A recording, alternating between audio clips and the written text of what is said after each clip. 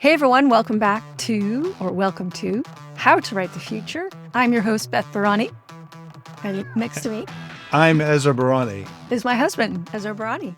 We are both writers. I am a creativity coach for writers and an editor, and Ezra and I teach science fiction and fantasy writers how to take their manuscript to publication. I'll tell you a little bit more about that later. Today, we have a special topic for you on AI and robot characters in fiction. We did a poll recently, and this was one of the most favorite topics chosen. So Ezra's going to ask me questions. I'm going to answer them. And stay tuned to a little bit more about how we work with writers. We'll talk to you about that at the end.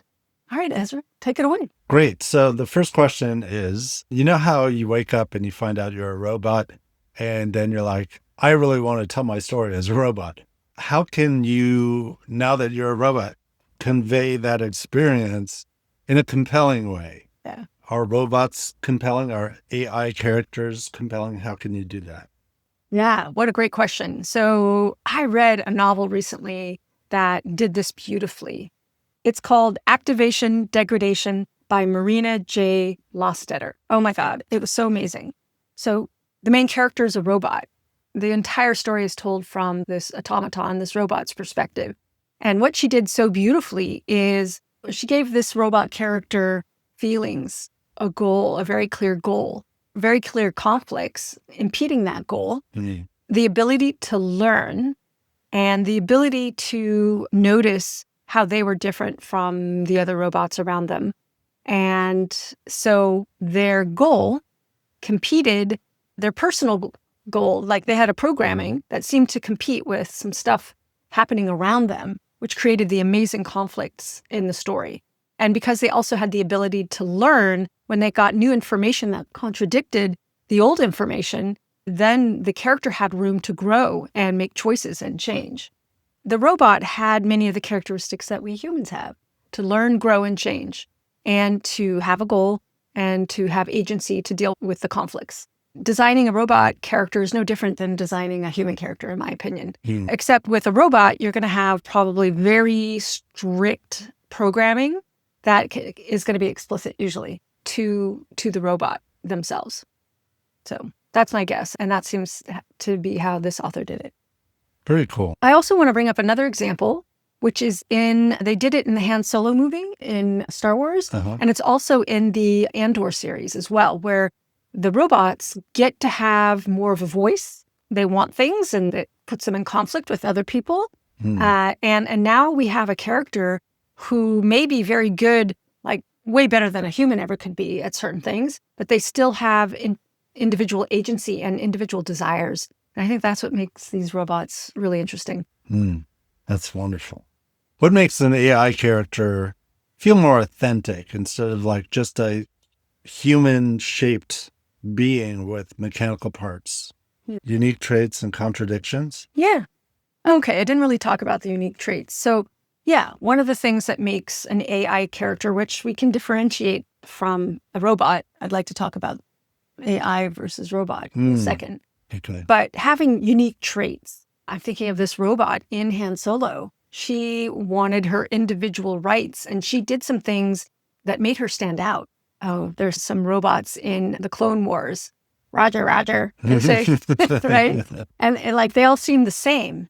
But what makes the robot I'm thinking of, and I wish I could remember her name in Han Solo, is that she has a unique voice. She speaks differently than, she's not just saying, being a robot, we call it, think of C-3PO. And C-3PO's had a personality.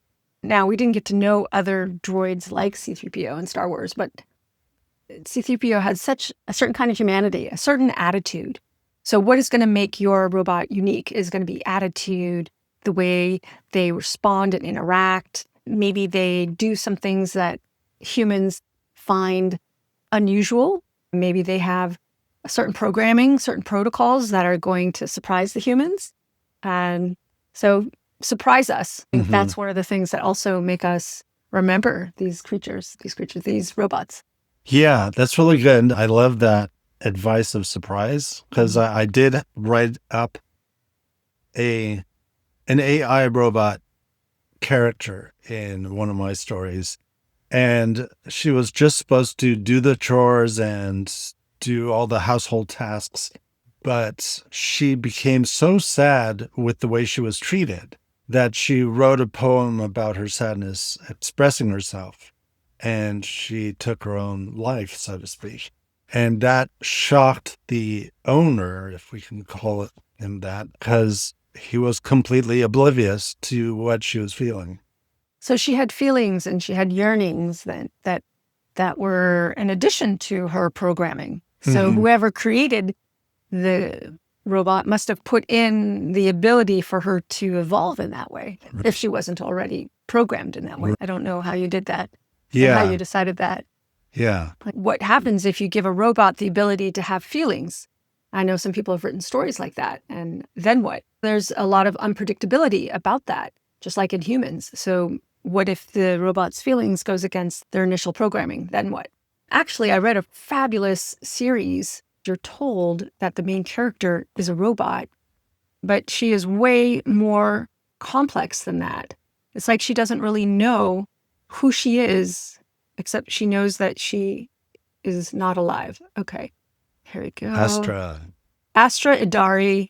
This is one of the books, Beyond the Reach. I think this is the latest book. And the author is Darby Harn. And what's so wonderful about this series is the character starts off thinking that she is a robot. But one of the biggest challenges that she's facing is that her memory is somehow full. So every night she gets downloaded into the ship. She's part of the ship, or she's in communication with the ship.